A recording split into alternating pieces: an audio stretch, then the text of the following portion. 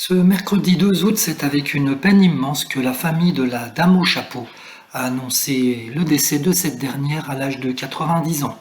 Pour l'heure, les circonstances du décès ne sont pas connues. Bien évidemment, elle est principalement connue pour avoir été pendant de nombreuses années la directrice du comité Miss France. On la voyait sur les plateaux télé ou lors des élections des reines de beauté, toujours élégante dans des tailleurs chics.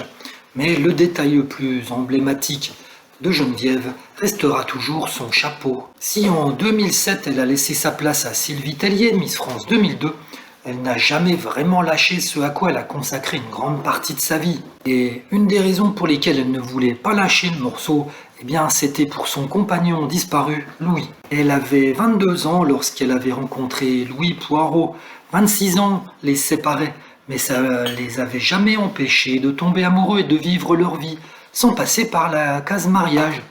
Ils sont quand même devenus parents de 2 enfants, des garçons. Mais il n'y a pas que l'amour qui les a réunis. Geneviève de Fontenay et Louis étaient tous les deux passionnés de mannequinat et de concours de beauté. Avant de faire la connaissance de Geneviève, Louis avait déjà un pied dans le monde des Miss. C'est en 1920 que le concours de la plus belle femme de France avait vu le jour, grâce au journaliste Maurice Devalef.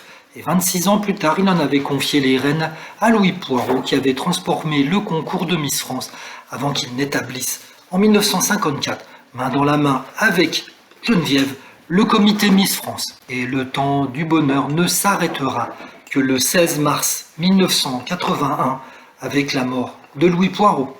Geneviève a toujours refusé qu'un autre homme entre dans sa vie. Je me sens connectée à lui, disait-elle.